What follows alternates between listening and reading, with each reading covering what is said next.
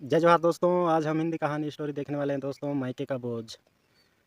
काफ़ी मज़ा आने वाला है दोस्तों, वीडियो पूरा जरूर देखिएगा। इस वीडियो का लिंक आपको डिस्क्रिप्शन बॉक्स में मिल जाएगा दोस्तों, वहां से जाके आप ओरिजिनल वीडियो देख सकते हैं। चलिए दोस्तों, वीडियो स्टार्ट करते हैं। मायके का बोझ वर्सेस ससुराल का हल्कापन। इस सिलेंडर को भी अभी खत्म होना था क्या? पहले से ही तो सारा काम है और ऊपर से ये रुकावट। तभी किचन में सुमित्रा अपने बेटे के साथ आती है। दीदी, नाश्ता बन गया या फिर आज भूखा ही रहना पड़ेगा? कब तक बनेगा खाना? टाइम की कोई वैल्यू है या नहीं? माँ, वो सिलेंडर खत्म हो गया है, इसलिए खाना नहीं बन पाया।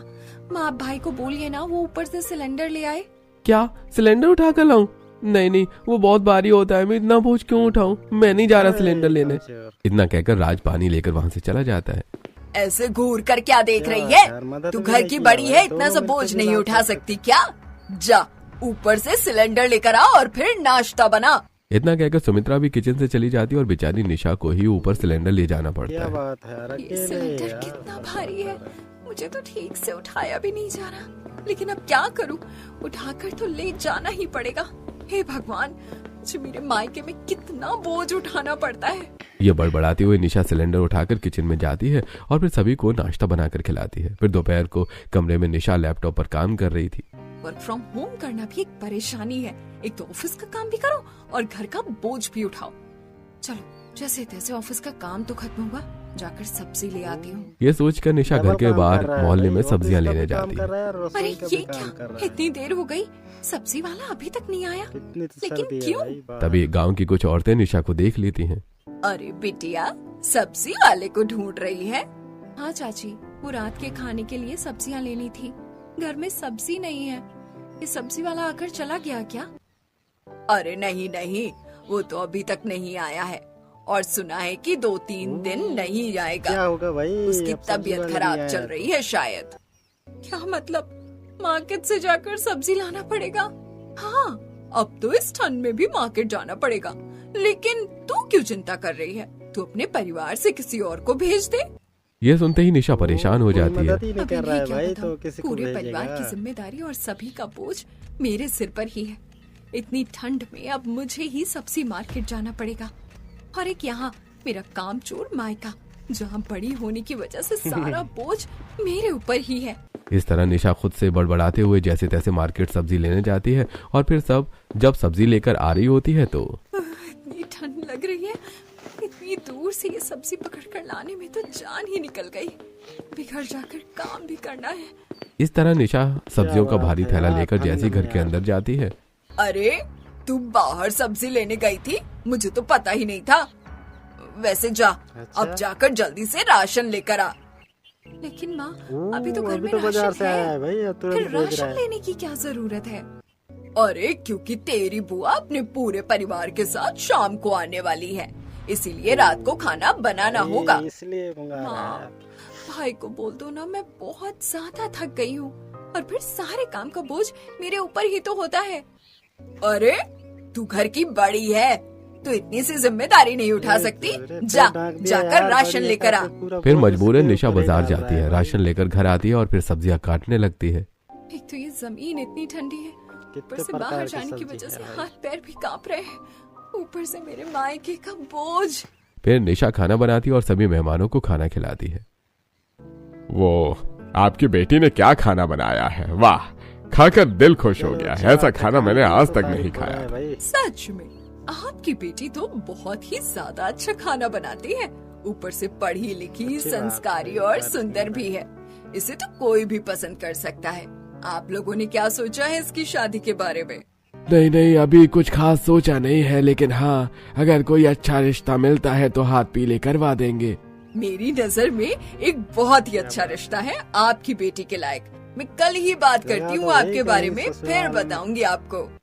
इसी तरह बातचीत करते हुए सभी मेहमान खाना खाते हैं और रात होते होते अपने घर चले जाते हैं। और फिर किचन में इतनी ठंड भरी रात में भी मुझे रात के 2 बजे बर्तन धोने पड़ रहे हैं। सुबह जल्दी उठकर काम पर भी जाना है। हे भगवान, मेरे मायके में ही मुझ पर इतना बोझ है, पता नहीं ससुराल में क्या होगा।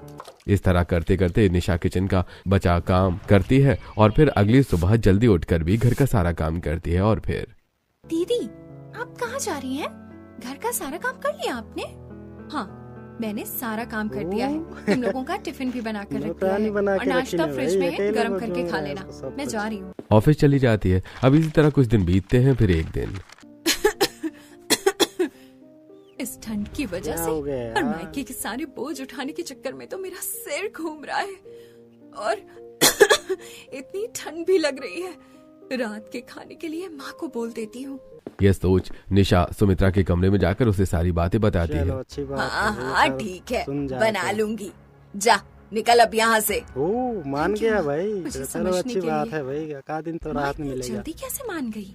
फिर नीचे जाकर अपने कमरे में आराम करती है और फिर रात को अरे रात के 10 बज रहे हैं। लगता है माँ ने खाना बना लिया होगा। मैं भी जाकर खाना खा लेती हूँ। ये सोचकर निशा जैसे ही हॉल में जाती है वो देखती है कि सभी बैठकर हंसी मजाक कर रहे हैं। दीदी आप यहाँ जल्दी से खाना लगा दीजिए, बहुत भूख लगी है। क्या हाथ को क्या हो गया भाई? आप भी तो लगा सकते हैं। लेकिन माँ, मैंने आपको कहा था ना खाना बना लेने।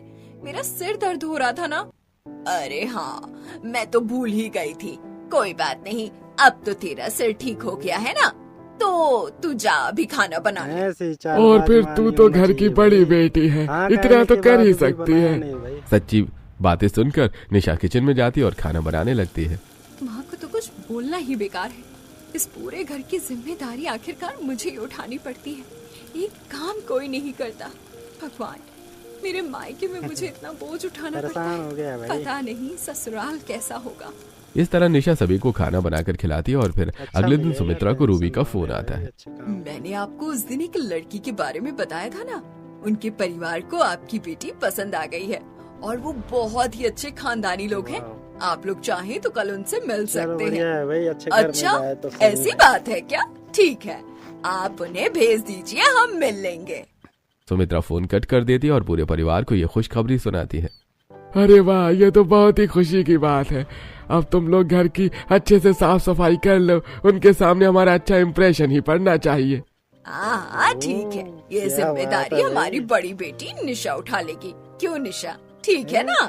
मजबूरन निशा को हाँ कहना पड़ता है और फिर वो घर की साफ सफाई में लग जाती है और किचन में तरह तरह के पकवान भी बनाती है। इसी तरह पूरा दिन बीतता है। फिर शाम को, ये क्या, तू अब तक तैयार नहीं हुई? जरा से भी शर्म बची है या नहीं तुझे? जल्दी से तैयार हो, बाहर तेरे रिश्ते वाले आ गए हैं। सुमित्रा की बात सुनकर निशा तुरंत अपने कमरे में आती है और तैयार होने लगती है। तो पूरे घर का बोझ मेरे ऊपर होता है, ऊपर से ये लोग मुझे दिन भर ताने भी मारते रहते हैं। अब मैं किचन में नौकरों की तरह काम करती रहूंगी तो तैयार कैसे होंगी? तभी कमरे में नेहा आती है और निशा को अपने साथ ले जाती है। निशा सभी को नाश्ता करवाती है और फिर दोनों परिवारों की आपस में बातचीत और सहमति से रिश्ता तय होता है। देखिए, बाकी सब तो ठीक है, लेकिन अगर आप चाहें तो आप चलकर हमारा घर देख सकते हैं। वहाँ से जाके आप पूरा वीडियो देख सकते हैं। आखिर हमने अपनी होने वाली बहू को और उसका घर दोनों ही देख लिया।